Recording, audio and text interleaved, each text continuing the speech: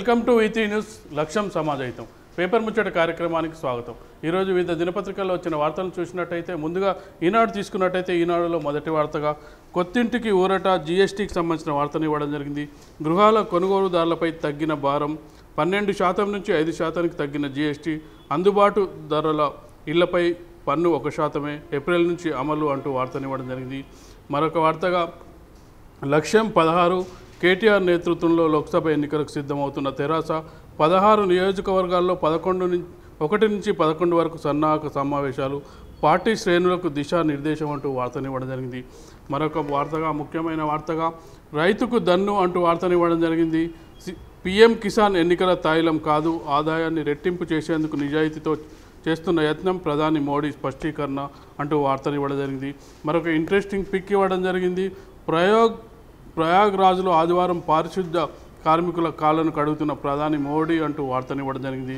మరొక వార్తగా 5 లక్షల మందికి 100 కోట్లు పీఎం కిసాన్ పథకం కింద తొలి రోజు జమ, రోజు కొందరు రైతుల ఖాతాల్లో వేయనున్న కేంద్రం అంటూ వార్తనివ్వడం జరిగింది.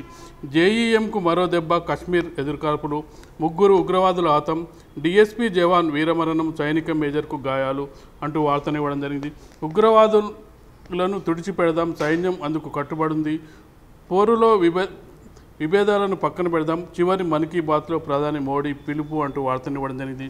త్వరలో కొత్త ఎంపీటీసీలు, వాటి పునర్వ్యవస్థీకరణ కసరత్తు పూర్తి, మండలి నగారా నేడే నోటిఫికేషన్, మార్చి 22 ఎన్నికలు, బంగ్లాదేశ్లో విమాన హైజాక్ ప్రయత్నం విఫలం, తుపాకీ పేలుడు పదార్థాలతో బెదిరింపులు, దుండగుడి కాల్చివేత, ప్రయాణికుల సురక్షితం అంటూ ఇవి ఈనాడులో మొదటి పేజీలో వచ్చిన వార్తలను తీసుకున్నట్టయితే మరొక పత్రికను తీసుకున్నట్టయితే ఆంధ్రజ్యోతిలో మొదటి వార్తగా మంత్రివర్గ విస్తరణ మరోసారికి సంబంధించిన వార్తను హైలైట్ చేయడం జరిగింది. 4 స్తంభాల ఆట అంటూ ఆ ఇద్దరు ఎవరు, ఆ నలుగురు ఎవరు అంటూ మళ్ళీ విడత విస్తరణపై టీఆర్ఎస్లో ఉత్కంఠ, మహిళా ఎమ్మెల్యేలు 5 ఎమ్మెల్సీలు, వారిలో 2కి మంత్రివర్గంలో అవకాశం, మిగిలిన 4 మంత్రి పదవులపై 25 మంది పోటీ, లోక్సభ తర్వాతే స్పష్టత అంటూ వార్తనివ్వడం జరిగింది.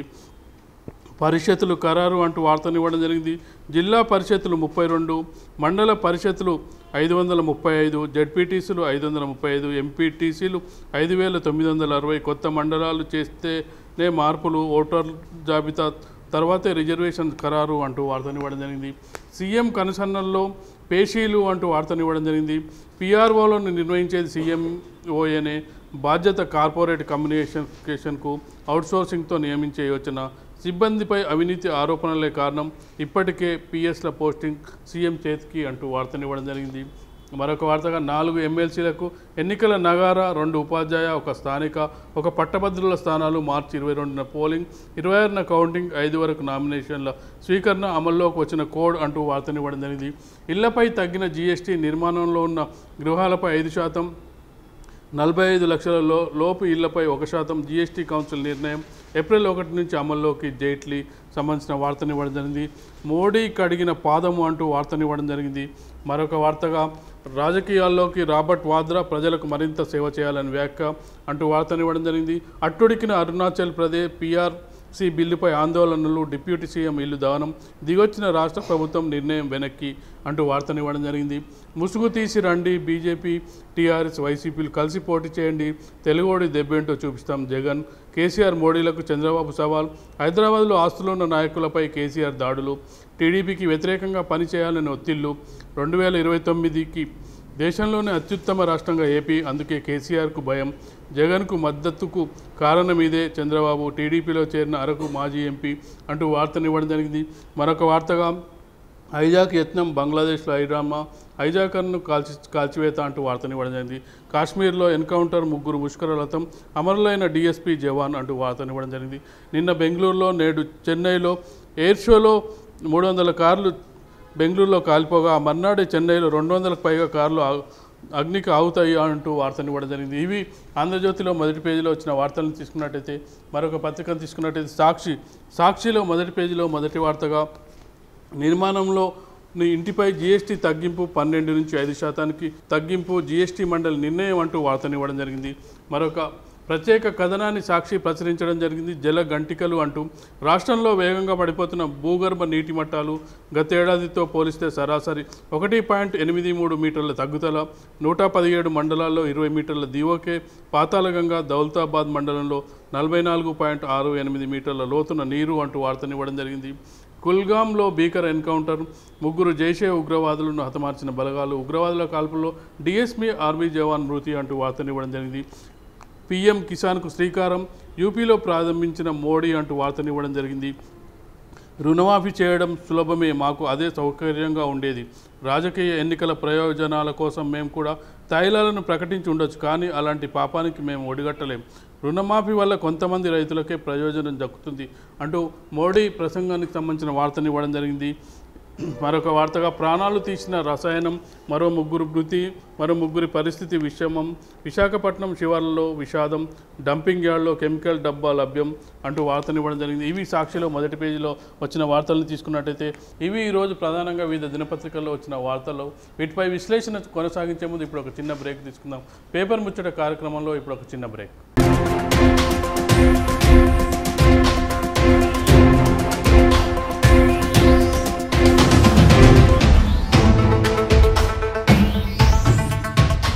శ్రీ గాయత్రీదేవి జ్యోతిషాలయం, దిల్సుఖ్ నగర్. శ్రీ పండిట్ సాయిరాం శాస్త్రి గారు గత 30 సంవత్సరాలుగా దిల్సుఖ్ నగర్లో స్థిరంగా ఉంటున్నారు. మీరు చేస్తున్న ప్రయత్నాలు విఫలమగుట, కార్యక్రమాలయందు ఆలస్యం, అనుకోని చిక్కులు, వివాహ ప్రయత్నం ముందుకు సాగక వివాహ ఆలస్యం, ఉద్యోగం, ఆరోగ్యం, దాంపత్యం, సంతానయోగం, విదేశీయానం, భూ వివాదములు మరియు వ్యాపారాదులలో సమస్యలకు జ్యోతిష్యపరమైన పరిష్కారమునకై పుట్టిన తేదీ, బొటనవేలు ముద్ర, హస్తరేఖలు, జాతకం చూసి వివరముగా జ్యోతిష్యం చెప్పగలరు. మీరెక్కడెక్కడో జ్యోతిష్యమడిగి నిరాశ చెంది ఉండవచ్చు. ఒక్కసారి శ్రీ సాయిరాం శాస్త్రి గారిని సంప్రదించండి. గమనిక: స్త్రీ పురుషుల ఎటువంటి జీవిత సమస్యలకైనా పూజ, హోమం, అంజనం, యంత్రం, మంత్రం ద్వారా 9 రోజుల్లో గాయత్రీదేవి సాయిబాబా పూజ చేసి శాస్త్రోక్తంగా పరిష్కారం చూపగలరు. గాయత్రీదేవి జ్యోతిష్యాలయం, flat number 101, first floor, Shilpi apartments, A block, near Konark theatre, Dilsukh Nagar, Hyderabad. Cell 9949373448, 9440537044. నేను మా తమ్ముడు రాజుగాడు రచ్చబండ ముచ్చట్లలా మన V3 న్యూస్ ఛానల్ జల్దీనే వస్తున్నాం, జర చూడుండ్రి. రచ్చబండ ముచ్చట్లు మీ V3 న్యూస్ ఛానల్లో త్వరలో.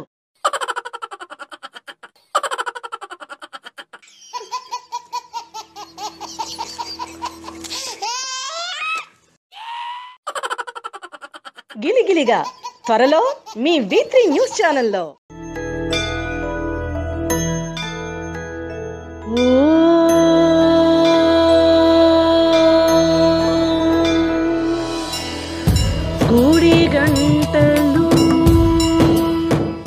గుడిగంటలు త్వరలో మీ V3 న్యూస్ ఛానల్లో.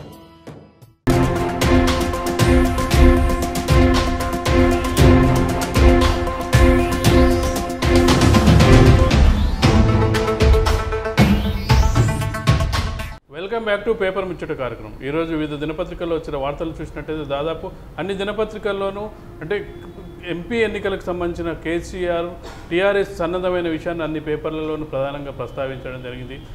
టార్గెట్ 16 అంటూ వార్తను ఇవ్వడం జరిగింది. మరొక ముఖ్య విషయం చూసుకుంటే అంటే పీఎం కిసాన్ సంబంధించిన వార్తను కూడా ఇవ్వడం జరిగింది. రాష్ట్రానికి సంబంధించిన వార్తలను చూసుకున్నట్టయితే జీఎస్టీకి సంబంధించిన వార్తను కూడా ఇవ్వడం జరిగింది. వీటిపై విశ్లేషించడానికి మనతో పాటు బి శ్రీనివాస్ రాజు గారు ఉన్నారు, టీఆర్ఎస్ కార్యదర్శి. నమస్కారం. అంటే ముందుగా తీసుకున్నట్టయితే అంటే ఎన్నికల సంవత్సరమే అనుకోవాలి, సంవత్సరం వచ్చింది. ఈ ఎన్నికల సంవత్సరంలో ఎమ్మెల్సీ ఎన్నికలు ప్రారంభమయ్యాయి. దాంతోపాటు ఎంపీ ఎన్నికలకు, లోక్సభ ఎన్నికలకు కూడా టీఆర్ఎస్ ముందుగానే ప్రయత్నాలు పడింది. దీనిపై టీఆర్ఎస్ వర్గాలు, టీఆర్ఎస్ నాయకులుగా మీ అభిప్రాయం ఏంటి? ఇప్పుడు టీఆర్ఎస్ రేపు జరిగే పార్లమెంట్ ఎన్నికల్లో లాస్ట్ మనము ఒక అసెంబ్లీ ఎన్నికలు అయిన తర్వాత పార్లమెంట్ ఎన్నికలపైన టీఆర్ఎస్ పార్టీ దృష్టి సారించడం జరిగింది. అంటే ముఖ్యమంత్రి పెద్దలు కేసీఆర్ గారు రేపు జరిగే పార్లమెంట్ ఎన్నికల్లో ఖచ్చితంగా మనము 17 పార్లమెంట్లో 16 పార్లమెంట్లో ఒక పార్టీ మనకు అసదుద్దీన్ ఓవైసీ హైదరాబాద్ పార్లమెంట్ సభ్యుడిని అసదుద్దీన్ ఓవైసీ వదిలేస్తే మిగతా 16 పార్లమెంట్లు ఖచ్చితంగా టీఆర్ఎస్ పార్టీ గెలవాలనే ఉద్దేశంతో గత అసెంబ్లీ ఎన్నికలైన అయిపోయిన మరుక్షణం నుంచే కూడా కేసీఆర్ గారు ఈ పైన అసెంబ్లీ ఎన్నికలైన తర్వాత పార్లమెంట్ ఎన్నికలపైన ఖచ్చితంగా దృష్టి సారించడం జరిగింది. అందులో భాగంగానే రేపు మార్చి 1 నుంచి గౌరవ పార్టీ వర్కింగ్ ప్రెసిడెంట్ అయిన కేటీఆర్ గారు అన్ని జిల్లాలను అంటే అన్ని జిల్లాలను తో పాటు పార్లమెంట్ నియోజకవర్గాలను అంటే ఇప్పుడు నల్గొండ పార్లమెంట్ నియోజకవర్గం నల్గొండలో, మన మెదక్ పార్లమెంట్ నియోజకవర్గం మెదక్లో, భువనగిరి పార్లమెంట్ నియోజకవర్గం భువనగిరిలోనూ, చేవెళ్ళ నియోజకవర్గం చేవెళ్ళ అన్ని పార్లమెంట్ నియోజకవర్గాలు ఇంక్లూడింగ్ మల్కాజ్గిరి నియోజకవర్గం కలిపి 16 పార్లమెంట్ నియోజకవర్గాల్లో 16 మీటింగ్లు పెద్ద ఎత్తున కండక్ట్ చేయడం జరుగుతుంది. అందులో ఒక్కొక్క నియోజకవర్గానికి ఇంచుమించి ఒక్కొక్క పార్లమెంట్ నియోజకవర్గంలో అక్కడంగా ఉన్న పార్టీకి సంబంధించిన ఇంపార్టెంట్ లీడర్లైనా పార్టీ అక్కడున్న స్థానిక మంత్రి, ఆ జిల్లా మంత్రి, ఆ జిల్లా పార్లమెంట్ సభ్యుడు, రాజ్యసభ సభ్యుడు, అక్కడున్న లోకల్ ఎమ్మెల్యేలు, ఎమ్మెల్సీలు, జెడ్పీటీసీలు, ఎంపీటీసీలు, కార్పొరేషన్ చైర్మన్లు, మండల పార్టీ అధ్యక్షులు, సర్పంచ్లు, రైతు సంఘ సమన్వయ సంబంధించిన నాయకత్వం, తర్వాత ఒక్కొక్క పార్లమెంట్ నియోజకవర్గం ఇంచుమించు 15,000 మందితో పెద్ద ఎత్తున కార్యకర్తల సభ జరగడము, దానికి ముఖ్య అతిథిగా కేటీఆర్ గారు రావడము, రేపు పార్లమెంట్ ఎన్నికల్లో మనం ఎలా చేయాలి దాన్ని దిశానిర్దేశం చేయడానికి రేపు కేటీఆర్ గారు అక్కడికి రావడం జరుగుతుంది. అంటే 1 నుంచి 11 వరకల్లా అన్ని నియోజకవర్గాల్లో పెద్ద ఎత్తున మీటింగ్లు పెడతాం. సో అదే క్రమంలో కూడా మొన్న 5 ఎమ్మెల్సీ ఎన్నికల్లో ఒకటేమో ఎంఐఎంకు పోగా 4 ఎమ్మెల్సీ ఎన్నికలకు సంబంధించిన నామినేషన్లు ఈరోజు ఉన్నాయి. అది దాంతోపాటు ఇప్పుడు గ్రాడ్యుయేట్ సంబంధించినవి కానీ టీచర్కి సంబంధించిన ఎన్నికలు కూడా జరుగుతున్నాయి. అంటే ఈ సంవత్సరం ఆల్మోస్ట్ అసెంబ్లీ ఎన్నికల తర్వాత మనకు జూన్ జూలై వరకల్లా తీసుకుంటే కూడా అన్ని ఎన్నికల క్రమమే జరుగుతూ ఉంటుంటుంది. అసెంబ్లీ అయిపోగానే పార్లమెంట్ ఎన్నికలు అయిపోగానే లోకల్ బాడీ అంటే జెడ్పీటీసీలు, ఎంపీటీసీ ఎన్నికలు, ఆ తర్వాత వచ్చి మున్సిపాలిటీ ఎన్నికలు, ఆ తర్వాత కోఆపరేటివ్ ఎన్నికలు. అంటే ఖచ్చితంగా ఈ 6 నెలలు మనకు ఈ దసరా వరకలు కూడా అన్ని క్రమంలో అన్ని ఎన్నికలు కూడా కంప్లీట్ చేసుకొని మిగతా 4.5 సంవత్సరాలు ఎన్నికలు లేకుండా, ఎన్నికల కోడ్ లేకుండా ఈ రాష్ట్రాన్ని డెవలప్ చేయడానికి, తెలంగాణ రాష్ట్రాన్ని డెవలప్ చేయడానికి పెద్దలు కేసీఆర్ గారు కృతనిశ్చయంతో ఉన్నారు. ఖచ్చితంగా ఈ అన్ని ఎన్నికల్లో అసెంబ్లీ ఎన్నికల్లో ఎలా అయితే మేము పెద్ద ఎత్తున మెజార్టీతో గెలిచినామో అదే క్రమంలో రేపు పార్లమెంట్ ఎన్నికల్లో 16 పార్లమెంట్ ఎన్నికలు ఖచ్చితంగా గెలుస్తాము. ఆ తర్వాత 32 జెడ్పీటీసీలు ఉన్నాయి. మొత్తం మాకు ఎప్పుడు హైదరాబాద్ వదిలేస్తే 32 జెడ్పీ చైర్మన్లు, ఆ క్రమంలోనే మిగతా ఎంపీటీసీలు, ఎంపీపీలు ఇవన్నీ కూడా మేము పెద్ద ఎత్తున గెలుస్తాం. మీరు చూసారు అసెంబ్లీ ఎన్నికల తర్వాత జరిగిన సర్పంచ్ ఎన్నికలు కూడా ఇంచుమించు 95% టీఆర్ఎస్ పార్టీకి సంబంధించిన అభ్యర్థులే గెలవడం జరిగింది. రేపు కూడా ఖచ్చితంగా మేము లోకల్ బాడీ ఎన్నికల్లో కూడా మాదే ప్రయత్నం ఉంటుంది, పెద్ద ఎత్తున మేమే గెలవడం జరుగుతుంది. అంటే పెద్ద ఎత్తున గెలవడం ఓకే. ఎమ్మెల్సీ ఎన్నికల్లో చూసినట్టయితే ఎమ్మెల్సీ ఎన్నికల్లో అంటే టీఆర్ఎస్ గెలవడానికి 4 సీట్ల అవకాశం ఉంది. కాంగ్రెస్ కూడా 19 సీట్లు ఉన్నాయి, వాళ్ళకు 2-3 సీట్లు తక్కువ ఉన్నట్టున్నాయి. అయితే యాక్చువల్గా అయితే వాళ్ళకు వెళ్ళాల్సిన సీట్ను ఎంఐఎం కేటాయించారు. అంటే కాంగ్రెస్ లేకుండా చేయడం అనేది లక్ష్యం ఏంటి అనేది అర్థం. అంటే ఇప్పుడు కాంగ్రెస్ లేకుండా బీజేపీ లేకుండా టీడీపీ లేవటం అనడం కాదు, మేము గెలవటానికి ప్రయత్నం చేస్తాం. ఏ పార్టీ అయినా పార్టీ గెలుపు కోసం. ఇప్పుడు కాంగ్రెస్ మీద వ్యతిరేకత అనే విషయం పక్కన పెడితే మేము మా మిత్రపక్షమైన ఎంఐఎంతో కలిస్తే మేము ఖచ్చితంగా 5 సీట్లు గెలిచే అవకాశం మాకు ఉన్నది. 5 సీట్లకు గెలవడానికి మేము క్యాండిడేట్ని పెట్టుకుంటాం. నిజంగా వాళ్ళు గెలిచితే వాళ్ళు కూడా క్యాండిడేట్ని పెట్టుకొని ప్రయత్నం చేస్తాం. కానీ ఖచ్చితంగా 5 రేపు ఎమ్మెల్సీ ఎన్నికలు, మేము లెజిస్లేటివ్ కౌన్సిల్లో సంబంధించిన ఎమ్మెల్సీ ఎన్నికల్లో 5 మంది, 4 టీఆర్ఎస్ పార్టీకి సంబంధించినది, ఇంకో ఎంఐఎం సంబంధించిన ఒక క్యాండిడేట్ ఖచ్చితంగా మేము విజయం సాధిస్తాం. అంటే మీకు కూడా సీట్లు తక్కువ ఉన్నాయి కదా, అంటే అసెంబ్లీ పరంగా చూసినట్టయితే 4 సఫిషియెంట్ ఉన్నాయి, ఒక సీటు కాంగ్రెస్కు సఫిషియెంట్ లేకపోయినా మెజారిటీకి దగ్గరలో ఉంది. అలాంటప్పుడు ఏంటంటే ఇది హార్స్ రైడింగ్కో లేకపోతే అక్రమాలకు ఉండే అవకాశం ఉంటుంది కదా. అప్పుడు గెలుపు కోసము ప్రయత్నం చేయడంలో తప్పలేదు. మేము గెలుపు కోసం ప్రయత్నం చేస్తున్నాము. ఖచ్చితంగా మా మిత్రపక్షంతో కలుపుకొని ఎంఐఎంతో కలుపుకుంటే మాకు ఖచ్చితంగా 5 స్థానాలు గెలిచే అవకాశం ఉంది. 5 స్థానాలు మేము ఖచ్చితంగా గెలుస్తాం. అందులో ఎలాంటి డోకాలేదు. వాళ్ళ క్యాండిడేట్ పెట్టినా ఖచ్చితంగా వాళ్ళకి పరాభవం జరుగుతుంది తప్ప కాంగ్రెస్ పార్టీకి గెలిచే అవకాశం ఏ పరిస్థితిలో ఉండలేదు. అది వాళ్ళకు కూడా తెలుసు. ఏదో చేయాలని చెప్పి చేయడం తప్ప ఖచ్చితంగా 5 స్థానాల్లో 4 స్థానాలు టీఆర్ఎస్ పార్టీ, 1 స్థానం ఎంఐఎం ఖచ్చితంగా గెలిచి తీరుతుంది. అంటే ముఖ్యంగా అంటే ఇప్పుడు 16 స్థానాలు లక్ష్యంగా పెట్టుకున్నారు. అయితే కొన్ని ఖమ్మం లాంటి, నల్గొండ లాంటి స్థానాల్లో కొంత వీక్ ఉంది అనేది ప్రచారం. ఇక్కడ ఉంది నల్గొండ జిల్లాలో మేము ఇప్పుడు మొన్న లాస్ట్ టైం మాకు 6 అసెంబ్లీ సీట్లు ఉండే. నల్గొండ జిల్లాలో మాకు 6 అసెంబ్లీ సీట్లు మేము గెలిచినాం. లాస్ట్ 2014 అసెంబ్లీ ఎన్నికల్లో నల్గొండ జిల్లాలో మేము 6 అసెంబ్లీ గెలిచినాం. ఇప్పుడు అదే ఆ తర్వాత మాకు రెండు అసెంబ్లీ సంబంధించిన భాస్కరరావు గారు కానీ, దేవరకొండ రవీంద్ర కుమార్ గారు కానీ మా పార్టీలో జాయిన్ కావడం జరిగింది. కానీ ఈ రోజు మేము 9 అసెంబ్లీలు గెలిచినాం. 3 అసెంబ్లీ కాంగ్రెస్ గెలిచింది. కాంగ్రెస్ సంబంధించిన పెద్ద నాయకత్వం కోమటిరెడ్డి వెంకటరెడ్డి అయినా, జానారెడ్డి లాంటి ముఖ్యమంత్రి దేశంలో వచ్చి ఉండే ముఖ్యమంత్రి అని చెప్పుకునే జానారెడ్డి గారైనా, ఆ స్థాయిలో నాయకత్వం వహించి నల్గొండ జిల్లాలో పెద్ద నాయకుడిగా చెప్పుకునే కోమటిరెడ్డి వెంకటరెడ్డిని ఈరోజు ఓడిపోవడం జరిగింది. అంటే ఈరోజు నల్గొండలో మేము చాలా బలంగా ఉన్నాం. నల్గొండ 2 పార్లమెంట్ సీట్లు, భువనగిరి పార్లమెంట్ అయినా, నల్గొండ పార్లమెంట్ అయినా ఖచ్చితంగా పెద్ద ఎత్తున మెజార్టీతో, అంటే మామూలు ఆషామాషి మెజార్టీతో కాకుండా 4-5 లక్షల మెజార్టీతోనే మేము ఖచ్చితంగా పార్టీకి సంబంధించిన అభ్యర్థి ఖచ్చితంగా గెలుస్తారు. అక్కడ అందులో ఎలాంటి డోకలేదు. ఖమ్మం జిల్లాకు వస్తే కూడా ఆ రోజు చిన్న ఇష్యూస్ జరిగినాయి. కానీ ఈ రోజు కూడా ఖమ్మం జిల్లాలో ఖచ్చితంగా మా పార్టీ పెద్ద ఎత్తున గెలుస్తుంది. అక్కడున్న ఆ రోజు సమన్వయ లోపం అనుకోవచ్చు. తర్వాత టీడీపీతో కాంగ్రెస్ పొత్తులో కొద్దిగా ఆ బార్డర్ కాన్స్టిట్యూన్సీలు కాబట్టి ఎక్కడైనా కొద్దిగా ఇబ్బంది జరగవచ్చు. కానీ రేపు ఖమ్మం పార్లమెంటు మేము ఖచ్చితంగా మా పార్టీ టీఆర్ఎస్ పార్టీ జెండా గులాబీ జెండా ఎగరేయడం ఖాయం. అక్కడ మా అభ్యర్థి ఖచ్చితంగా పెద్ద ఎత్తున మెజార్టీతోని 16 పార్లమెంట్లు కూడా ఇక్కడ కూడా పార్లమెంట్ మా మెజార్టీలు కూడా తక్కువ రావు, మీరే చూడబోతారు రేపొద్దున. మా మెజార్టీలు కూడా పెద్ద ఎత్తున మెజార్టీతోనే రేపొద్దున మేము పార్లమెంటుకు మా 16 మంది అభ్యర్థులు గెలిచి పార్లమెంటుకు పోవటము. ఫెడరల్ ఫండ్లో భాగంగా మిగతా రాష్ట్రాల్లో కూడా మాకు సంబంధించిన అభ్యర్థులు ఆంధ్రప్రదేశ్లో కానీ మిగతా రాష్ట్రాల్లో కానీ గెలిచిన తర్వాత కేంద్రంలో ఒక నిర్ణయాత్మకమైన పాత్ర, అంటే కేంద్రంలో మా పాత్ర లేనిది ఏ ప్రభుత్వం కూడా ఏర్పాటు కాదు అనే స్థాయికి తెలంగాణ రాష్ట్రంలో ముఖ్యమంత్రి గారు పెద్దలు ముఖ్యమంత్రి గారి నాయకత్వంలో రేపు ఖచ్చితంగా కేంద్రంలో మేము లేనిది కేంద్ర ప్రభుత్వం ఏర్పడదు అనే స్థాయిలో మేము ఉంటాం అక్కడ. అంటే ఖమ్మంలో అంటే సొంత పార్టీలోనే తెలుగు పార్టీలు ఉన్నాయి, సొంత పార్టీ అభ్యర్థులే మా వాళ్ళే ఓడించారని సీఎం కేసీఆర్ స్వయంగా కామెంట్ చేయడం జరిగింది. అవన్నీ ఎలా పరిష్కారం అవుతాయి అనుకుంటున్నారు ఇప్పుడు ఎంపీ ఎలక్షన్స్ కన్నా? ఇప్పుడు అక్కడ ఆ రోజు కేసీఆర్ గారు ఇక్కడ కూడా అలాంటి మాట మాట్లాడలేదు. మరి మీరు ఎలాంటారో తెలియదు, మాకు నేనైతే చూడలేదు. సొంత పార్టీ అభ్యర్థులు ఎవరో కొట్టారనే విషయం ఎక్కడ కూడా లేదు. అయితే కొంత నాయకత్వంలో పాత వాళ్ళు ఉండటము, కొత్త వాళ్ళు పాటలు చేయడం సమన్వయ లోపం జరిగింది అక్కడ. ఖమ్మం జిల్లాలో ఏంటంటే సమన్వయ లోపం జరిగింది, దాని మీద కొద్దిగా చర్చ జరిగింది అక్కడ. సమన్వయ లోపం జరగడం అక్కడ -+ జరిగింది. కానీ ఈసారి అలాంటిది ఏం లేదు. అందుకోసమే మేము ముందుగానే కేటీఆర్ గారు అక్కడ ఖమ్మంలో పార్టీ సన్నాహక సమావేశం ఏర్పాటు చేసి అక్కడ పోతున్నాడు. దానికి ఖచ్చితంగా అక్కడ సంబంధించిన ఇంపార్టెంట్ ఖమ్మం జిల్లా టోటల్ నాయకత్వం, అంటే ఖమ్మం జిల్లా ఎమ్మెల్యేలైనా, మాజీ మంత్రి అయిన తుమ్మల నాగేశ్వరరావు గారైనా, అక్కడ ఉన్నప్పుడు ఎంపీ అయిన పొంగులేటి శ్రీనివాసరెడ్డి గారైనా, జిల్లా వెంకటరావు గారైనా, జిల్లా ప్రసాదరావు అయినా, మొత్తం అందరూ నాయకత్వం, అందరూ ఖమ్మం జిల్లాకు సంబంధించిన ముఖ్యమైన నాయకత్వం రేపు పొద్దున కూర్చొని ఖమ్మం జిల్లాలో ఎలా పార్టీని గెలవాలని చూస్తారు. ఖచ్చితంగా దానిపైన కేటీఆర్ గారు ప్రత్యేక దృష్టి పెడతారు, కేసీఆర్ గారు కూడా ప్రత్యేక దృష్టి పెట్టి ఖమ్మం స్థానాన్ని ఖచ్చితంగా మా పార్టీ గెలుచుకుంటుంది, అందులో ఎలాంటి డౌట్ లేదు. మంత్రివర్గ విస్తరణలో సైతం ఖమ్మం జిల్లాకు ఒక్కదానికే ప్రాతినిధ్యం ఉంది. అంటే ఉమ్మడి జిల్లాలను చూసుకున్నట్టయితే అన్ని జిల్లాలకు ప్రాతినిధ్యం ఉంది, ఒక ఖమ్మం జిల్లాకు. అంటే ఈ రాజకీయ విభేదాల కారణంగానే అక్కడ మంత్రివర్గంలో స్థానం కల్పించలేదని అనుకోవచ్చా మనం? అట్లాంటిది లేదండి. ఖమ్మం జిల్లా కానీ కాదు, కొత్త రెండోసారి మంత్రివర్గ విస్తరణ చేద్దామని చెప్పి కేసీఆర్ గారు పెద్దలు 10 మందితో మొన్న చేసిండు. మహమూదుల్ గారితో ముందు 11 మంది, ఇంకా మిగతా 7 మంది ఉన్నాయి అక్కడ. ఖచ్చితంగా రేపు రాబోయే మంత్రివర్గ విస్తరణలో ఖచ్చితంగా ఖమ్మం జిల్లా కానీ మిగతా వర్గాలకు కానీ, ఇప్పుడు మహిళలకు కూడా నిన్న చూసింది మీరు, నిన్ననే మహిళలకు ఇంతకుముందు మహిళలకు లేరు అని చెప్పి కామెంట్లను కేసీఆర్ ఖచ్చితంగా 2 మహిళలకు ఇస్తాను చెప్పి నేను ఛాలెంజ్ చేసిండు. అంటే 2 మహిళలకైనా సరే, ఖమ్మం జిల్లాకు సంబంధించిన అయినా సరే, ఇతర వర్గాలకు ఎవరికైనా రాలేదనుకునే వర్గాలు ఖచ్చితంగా రేపు రాబోయే కాలంలో ఖచ్చితంగా టీఆర్ఎస్ పార్టీ ఆ వర్గాలందరికీ కూడా సముచితమైన స్థానం కల్పిస్తుంది.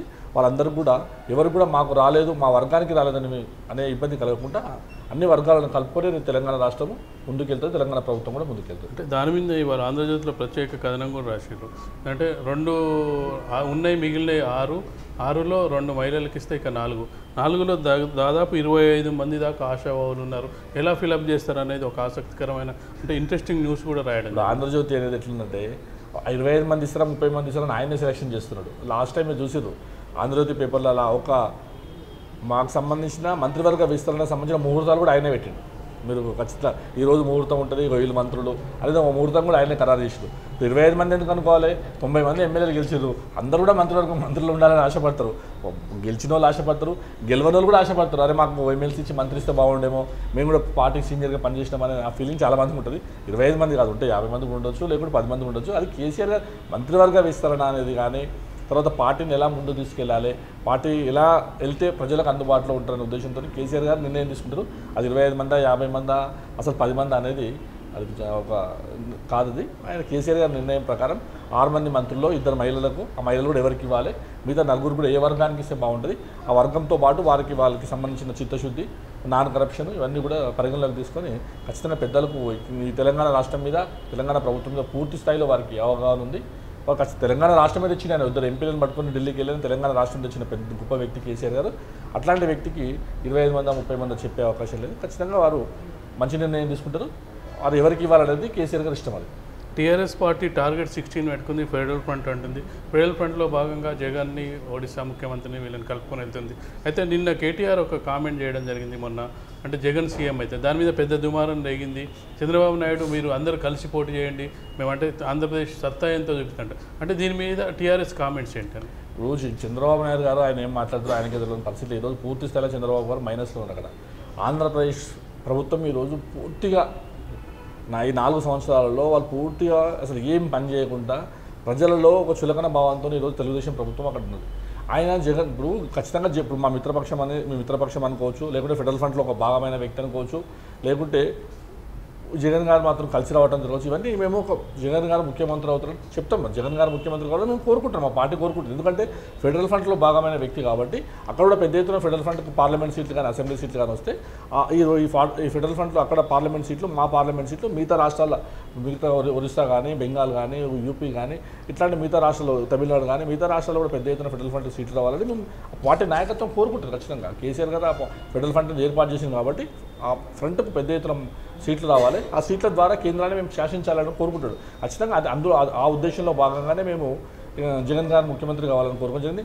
అయినా అందరూ పోటీ చేయాలి, అది పోటీ చేయాలా వద్దా, ఎక్కడ పోటీ చేయాలా, ఏం చేయాలనేది పార్టీ నిర్ణయించుకుంటుంది. ఆయన చంద్రబాబు పోటీ చేయమంటే మేము చేయడం కానీ, ఆయన వద్దనుకుంటే ఊరుకోవడం కానీ ఉండదు కదా. మేము పోటీ చేయాలనుకుంటే ఆంధ్రలో పోటీ చేస్తాం, వద్దనుకుంటే ఊరుకుంటాం. దానికి చంద్రబాబు నాయుడు మేము పోటీ చేయండి, మీరు పోటీ చేయండి ఛాలెంజ్ చేయాలి అంటే చంద్రబాబు ఎప్పుడు ఏంటంటే కేసీఆర్ని, జగన్ని, మోడీని కలిపి చూస్తుంటాడు. అసలు ఆ విషయంతో పోల్చుకుంటే అసలు మోడీతోని 4.5 సంవత్సరాలు కలిసి ఉన్నది ఎవరు? ఎక్కడైనా జగన్ కానీ మోడీతో కలిసి ఉన్నాడా? ఎక్కడ కేసీఆర్ గారు కానీ మోడీతో కలిసి 4.5 సంవత్సరాలు అసలు ఇంపార్టెంట్ టైం అంటే 2014 నుంచి 2017 వరకు 17 మిడ్ టర్మ్ వరకు కూడా అసలు చాలా ఇంపార్టెంట్. ఆంధ్రప్రదేశ్ గవర్నమెంట్ డెవలప్ కానీ ఆంధ్రప్రదేశ్ గవర్నమెంట్ ఫండ్స్ రావడం కానీ, ప్రత్యేక హోదా కోసం కానీ, లేకుంటే క్యాపిటల్ సిటీ కట్టుకోవడానికి కానీ ఇంపార్టెంట్ టైం అంతా నాశనం చేసి అయినా ఆ ఇంపార్టెంట్ టైం అంతా వదిలేసి ఇప్పుడు ఎన్నికల టైంలో మళ్ళీ ప్రత్యేక హోదా రావడం అనేది అది ఉత్తమాట.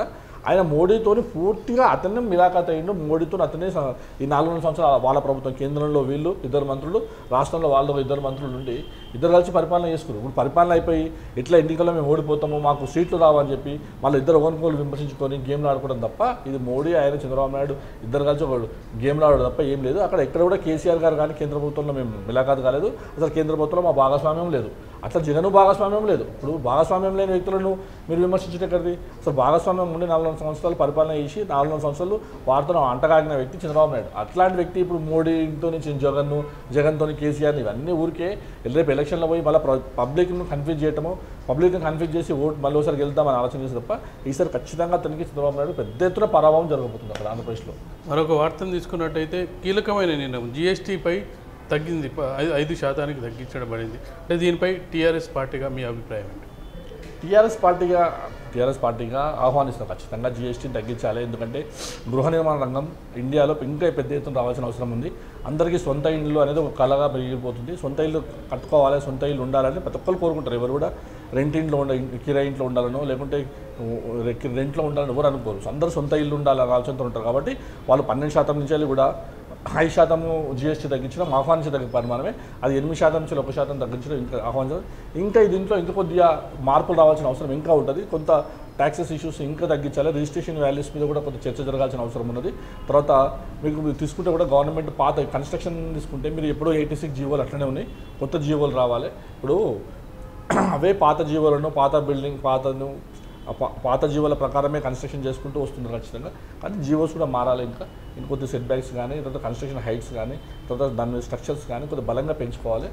ఇవి కూడా ప్రభుత్వం వీళ్ళన్నింటిలో ఒక ప్రత్యేకమైన దృష్టి పెట్టి ఈ నిర్మాణ రంగాన్ని పెద్ద ఎత్తున ఇంకా ముందుకు తీసుకెళ్ళాలి. ఇప్పుడు ఈ రోజున అన్ఎంప్లాయ్మెంట్ ఎంప్లాయీగా ఎక్కడ ఉంటున్నారు? 50% నిర్మాణ రంగంలో ఉంటారు. అంటే నిర్మాణ రంగం అయితే ఇప్పుడు ఇట్లా గృహ నిర్మాణ రంగం కానీ, ఇన్ఫ్రాస్ట్రక్చర్స్ కానీ, రోడ్డు కానీ ఏదైనా సరే ఇన్ఫ్రాకి సంబంధించిన లైన్లోనే ఎక్కువ మంది ఎంప్లాయ్మెంట్ పొందుతారు. కాబట్టి ఇన్ఫ్రా రంగానికి ఇంకా పెద్ద ఎత్తున ప్రభుత్వము కృషి చేయాలా, వాళ్ళకు తగ్గట్టు అన్ని అనుకూలతమైన వాతావరణాన్ని సృష్టించాల్సిన అవసరం ఉంది. ఇది ఖచ్చితంగా మేము పార్టీ ఆహ్వానిస్తుంది. ఈ జీఎస్టీ 5% అనేది కూడా కొంత నిర్మాణ రంగంలో కొంత భాగము అంటే ఇండ్లు కొనుక్కునే వాళ్ళకు ఉపయోగం అవుతుంది. ఆ 1% అనేది కూడా చాలా ఉపయోగం అవుతుంది. దాని మీద కూడా ఖచ్చితంగా టీఆర్ఎస్ పార్టీ ఆహ్వానిస్తుంది. ప్రత్యేకంగా ఈ కొనుగోలుదారులకు ఇది కొద్దిగా లాభం అవుతుందని మేము భావిస్తాం. ఇప్పుడు జీఎస్టీ మండలి నిర్ణయం వల్ల అంటే గృహ నిర్మాణం పెరిగే అవకాశం ఉందంటారా? ఖచ్చితంగా. ఇప్పుడు జీఎస్టీ వల్ల పెరుగుతుంది అనేదానికంటే ఇట్లా జనరల్గా కన్స్ట్రక్షన్ అనేది అవసరం. అది ఇండియాలో అందరూ జీఎస్టీ వల్ల కొంత ఈ ట్యాక్స్ల వల్ల నిర్మాణ రంగం ఈ మధ్య ట్యాక్స్ చాలా ఉన్నాయి. ఇప్పుడు నిర్మాణ రంగంలో ఒక జీఎస్టీ ఒకటే కాదు, జీఎస్టీ ఒక 5% తగ్గించడం అనేది ఒక్క ఆహ్వానించదగ్గ విషయమే. కానీ ఇంకా చాలా రకరకాల ట్యాక్స్లు ఉంటాయి. మీరు అసలు ఈ నిర్మాణ రంగం మీద మీరు కరెక్ట్గా మీరు ఆలోచన చేస్తే ఇల్లు కట్టడానికి ఎన్ని పైసలు అవుతాయో గవర్నమెంట్ ట్యాక్స్ కూడా అన్ని పైసలు అవుతాయి. అంటే స్టార్ట్ చేస్తే రిజిస్ట్రేషన్ దగ్గర నుంచి ఎల్ఆర్ఎస్ కాన్సల్ కానీ, రిజిస్ట్రేషన్స్ కానీ, తర్వాత మళ్ళీ బీఆర్ఎస్ కానీ, మళ్ళీ కన్స్ట్రక్షన్లో జీఎస్టీలు కానీ ఆ తర్వాత వాళ్ళ కస్టమర్లకు అమ్ముకోవాలి. ఏం చెప్పాలంటే ఇవన్నీ లిబరల్ చేస్తే అసలు వాళ్ళు సొంతంగా ఇల్లు కట్టుకునే వాళ్ళ సంఖ్య ఇంకా పెరుగుతుంది, ఖచ్చితంగా పెరుగుతుంది. అందరూ కూడా నిర్మాణ రంగంలో అందరూ కూడా ఖచ్చితంగా సొంత ఇంటి కళ నెరవేర్చుకోవాలంటే ఖచ్చితంగా ఇంకా నిర్మాణ రంగం పెద్ద ఎత్తున ముందు తీసుకెళ్ళడానికి ప్రభుత్వం ఇంకా చాలా కృషి చేయాలి. వాళ్ళకు చాలా లిబరల్గా ఉండాలి. లిబరల్ కాకుండా ఇండైరెక్ట్గా ఏంటంటే ఇప్పుడు ఈ మున్సిపాలిటీల్లో కానీ కార్పొరేషన్స్లో కానీ తర్వాత ఈ గవర్నమెంట్ ఏజెన్సీస్ కూడా కట్టే బిల్డర్ల పైన కానీ కట్టే కాంట్రాక్టర్ల పైన కానీ పీడించడం ఎక్కువైతుంది. కరప్షన్ కూడా భయంకరమైన కరప్షన్ ఈ నిర్మాణ రంగంలో కరప్షన్ కూడా హెవీ ఉంటుంది. ఇవన్నిటి కూడా తగ్గించుకుంటే ఇంకా నిర్మాణ రంగం పెద్ద ఎత్తున ముందుకెళ్ళాలి. అందరికీ సొంత ఇంటి కళ నెరవేరాలి. నిజం చెప్పాలంటే పారిశ్రామికవేత్తలకు ఇచ్చిన ఇన్సెంటివ్స్ నిర్మాణం ఎవరైతే ఇల్లు కట్టుకుంటారో వాళ్ళకి ఇస్తే ఇంకా నిర్మాణ రంగం పెరగడం వల్ల కార్మికులకు కొంత ఉపాధి కలుగుతుంది, ప్లస్ సొంతింటి కళ నెరవేరుతుంది. ఈ దిశగా ప్రభుత్వం అడుగులు వేయాలంటే ఏం చేయాలంటారు? ఇప్పుడు పారిశ్రామిక రంగానికి ఇన్సెంటివ్స్ ఇస్తుంది అనేది కూడా కరెక్ట్ కాదండి. అది చాలామందికి ఎందుకంటే పేపర్ మీడియాలు రాసి ఏదో చేస్తారు. అసలు పారిశ్రామిక రంగంలో వచ్చే ట్యాక్స్ల ద్వారానే ఈ ప్రభుత్వాలు అయితేంది వీళ్ళైతేంది సబ్సిడీస్ ఇస్తారు. అంటే సబ్సిడీస్ కారణమే ఇండస్ట్రీస్ ఇంకా ప్రోత్సహించాలి. అంటే అట్లనే అనేది అంటే ఈ ఇల్లు కట్టుకునే వాళ్ళకు కూడా కొంత ప్రోత్సాహాలు అంటే అన్ఎంప్లాయ్మెంట్ కొంత జనరేట్ అవుతుంది అక్కడ. దాంతోపాటు వాళ్ళ సొంత ఇల్లు కళ నెరవేరుతుంది. వాళ్ళకి ప్రోత్సహిస్తే ఏంటంటే ఎక్కడైతే ఇల్లు కట్టుకునే అన్నటి వారికి ఈ కండిషన్స్ ఈ టర్మ్స్ వల్ల చాలా మంది వెనక్కి తగ్గే అవకాశం. అదే ప్రభుత్వం ఏంటంటే ఇంకా నిర్మాణ రంగానికి ఇంకా భారీ ఎత్తున ప్రోత్సాహాలు ఇవ్వాలి. అంటే రెండు ఏంటంటే లిబరలైజ్ చేయాలి నిర్మాణ రంగాన్ని. కానీ ఇండియాలో ఈరోజు కూడా ఇంకా అప్పుడు ఏమంటారు అది పోలీస్ లాఠీ వ్యవస్థ అంటే ఇంకా కూడా సెంట్రల్ గవర్నమెంట్ స్టేట్ గవర్నమెంట్ చేత పట్టుకొని కూర్చున్నాయి. దాన్ని ఇంకా నిర్మాణ రంగాన్ని ఇంకా పెద్ద ఎత్తున ముందుకు తీసుకెళ్లాల్సిన అవసరం ఉంటుంది. దానికి లిబరలైజ్ చేయాలి. అంటే జీవోస్ మార్చాలి. ఇప్పుడు 86 జీవో అనేది ఎప్పుడో చంద్రబాబు నాయుడు టైంలో జీవోని అదే జీవో కంటిన్యూషన్ చేస్తారు. అంటే జీవోలు మార్చాలి. తర్వాత నువ్వు ల్యాండ్ హైదరాబాద్ ల్యాండ్ తగ్గిపోయింది. చుట్టుపక్కల ల్యాండ్ హైదరాబాద్ చుట్టుపక్కల ల్యాండ్స్ వచ్చినాయి. అంటే ప్రతి దగ్గర కూడా సిటీ అనేది టైట్ అయిపోయింది. చుట్టూ ఎక్స్పాన్షన్ కోసము అక్కడ మీకు మౌలిక సదుపాయాలు అంటే రోడ్ కానీ వాటర్ కానీ మీకు డ్రైనేజ్ సిస్టమ్స్ కానీ ఎలక్ట్రికల్ సిస్టమ్స్ కానీ కేబులింగ్ కానీ ఇవన్నీ ఎక్కడ డెవలప్ అవుతాయో అక్కడ మీకు కొత్త నిర్మాణ రంగం వస్తుంది. ఇప్పుడు ఎక్కడో అక్కడ గట్కే సరవతలో బిల్డింగ్ కట్టుకున్నామంటే ఇక్కడ వచ్చిన ఇబ్బంది కదా. సో వాళ్ళకి సార్ ఇక్కడ ఉండడానికి ప్రయత్నం చేస్తారు. మౌలిక రంగాన్ని ట్రాన్స్పోర్టేషన్స్ కానీ అక్కడ ఉన్న మౌలిక సదుపాయాలను కానీ ఏ ప్రభుత్వమైనా అక్కడ ఏర్పాటు చేస్తే ఖచ్చితంగా దూరం పోనీకి మనం అందరం ఇంట్రెస్ట్ చూపిస్తాం. అప్పుడు దూరం పోతే అక్కడ కన్స్ట్రక్షన్ పెరుగుతుంది. ఉండే వాళ్ళకు కూడా పెద్ద ఎత్తున ఇల్లు కట్టుకునే అవకాశం ఉంటుంది వాళ్ళకు. తర్వాత మీకు రేటు కూడా తక్కువ పడుతుంది. సో ఇవన్నిటి కోసం ఏంటంటే ప్రభుత్వం ముందు మౌలిక సదుపాయాలను ట్రాన్స్పోర్టేషన్స్ను పెద్ద ఎత్తున ఏర్పాటు చేయాలి. దాంతోపాటు ఈ జీవోస్లను అంటే గవర్నమెంట్ సింగిల్ వాళ్ళ చేతుల్లో అన్నీ కాకుండా కొంత లిబరలైజ్ చేసేసి ముందుకు తీసుకెళ్తే నిర్మాణం పెద్ద ఎత్తున హైదరాబాద్లో కానీ మిగతా ఇండియాలో ఉన్న ముఖ్యమైన రాష్ట్రాల్లో కానీ ముఖ్యంగా చెప్పాలంటే హైదరాబాద్కు రేపు నిర్మాణ రంగం పెద్ద ఎత్తున తరలిచ్చే అవకాశం ఎంత దేశంలో కూడా చాలా మంది ఇల్లు వేయలేని వాళ్ళు అంటే కేంద్ర ప్రభుత్వం నుంచి రాష్ట్ర ప్రభుత్వం నుంచి మున్సిపాలిటీ దాకా అన్ని వ్యవస్థల్లోనూ కొంత లిబరలైజేషన్ వస్తే ఇల్లు కట్టుకునే వాళ్ళ సంఖ్య పెరుగుతుంది. అవును, ఖచ్చితంగా లిబరలైజేషన్ మనం అదే కోరుకుంటున్నాం. ఫస్ట్ నుంచి కూడా వ్యక్తిగతంగా కానీ లేకపోతే పార్టీ పరంగా కానీ ఇంకా కొద్దిగా లిబరలైజ్ కావాలి. అంటే జీవోస్ మారాలి, పెద్ద ఎత్తున లిబరలైజ్ అవ్వాలి, మౌలిక సదుపాయాలు కూడా పెరగాలి. ఇప్పుడు అందుకోసమే కేసీఆర్ గారు ఔటర్ రింగ్ రోడ్ ఎంతో ఇంకా నెక్స్ట్ ఇంకా ఫెడరల్ ఇంకో రింగ్ రోడ్ కోసం ప్లాన్ చేస్తున్నాం. అంటే ఇట్లా రోడ్స్ కొన్ని మౌలిక మార్పులు. నిన్న కేసీఆర్ ప్రసంగం చూసినట్టయితే అసెంబ్లీలో ఒక ఇంపార్టెంట్ న్యూస్ చెప్తుండే, కుల ధృవీకరణ పత్రాన్ని అసలు వ్యవస్థని రద్దు చేస్తున్నాడు. ఎందుకంటే పుట్టినవారు ఒకసారి కులం వచ్చిన తర్వాత ప్రతి సంవత్సరం తీసుకోవచ్చు. అంటే అది విద్యార్థులకు ఎంత ఉపయోగకరం అంటే అంత ఉపయోగకరం. అంటే ప్రతిసారి తిరిగేది. అట్లాంటి వ్యవస్థలో ఒక గుణాత్మక మార్పు రావాలి. ఇప్పుడు నాయకుడు మంచోడు అయితే ఇవన్నీ తెలుస్తాయి. ఇప్పుడు కాంగ్రెస్ పార్టీ అయినా తెలుగుదేశం పార్టీ అయినా అంటే మూస పద్ధతి అంటే పై నుంచి 1947 ఏమొస్తుంది అదే పద్ధతిని కొత్తగా ఆలోచన చేయకుండా అదే బుర్రను పెట్టుకొని అదే ఆ మూస పద్ధతిని 1947 పద్ధతిని ఈరోజు దాకా కంటిన్యూగా జరుగుతుంది. అంటే గొప్ప నాయకుడు కేసీఆర్ గారు కాబట్టి అసలు ప్రజల కష్టాలు ఎక్కడెక్కడ జరుగుతుంది, చిన్న చిన్న ఇష్యూస్ కూడా అవ్వాలి. ఇప్పుడు అనేది ఇప్పుడు మీరు అన్నట్టు క్యాస్ట్ సర్టిఫికేట్ అనేది చాలా చిన్న ఇష్యూ. అది ముఖ్యమంత్రి స్థాయిలో ఆలోచించాల్సిన విషయం కాదు. అయినా కూడా ముఖ్యమంత్రి గారు అంత చిన్న విషయం కూడా ఆలోచించి ప్రజలకు ఏదైతే బాగుంటుంది, ప్రజలకు ఏదైతే ఇబ్బంది కలగకుండా వాళ్ళకు సత్వరంగా తొందరగా పనులు అయిపోతాయి అనే ఉద్దేశంతోనే ముఖ్యమంత్రి గారు నిర్ణయం తీసుకుంటారు. ముఖ్యమంత్రి గారు గొప్ప నిర్ణయాలు ఇవన్నీ ఖచ్చితంగా ఒక మూస పద్ధతి కాకుండా కొత్త ఇన్వెన్షన్ చేసుకుంటా కొత్తగా ప్రణాళికలతో భాగంగా ఈ రాష్ట్రాన్ని డెవలప్ చేయడానికి గౌరవ ముఖ్యమంత్రి గారు పెద్ద ఎత్తున ప్రయత్నం చేస్తున్నారని మేము భావిస్తున్నాం. థ్యాంక్ యూ శ్రీనివాస్ రాజు గారు ఈరోజు పేపర్ ముచ్చట కార్యక్రమానికి వచ్చి మీ అభిప్రాయాలు తెలియజేసినందుకు. ఇది ఈరోజు పేపర్ ముచ్చట కార్యక్రమం. తిరిగి రేపటి కార్యక్రమంలో కలుసుకుందాం. అంతవరకు సెలవు. నమస్కారం.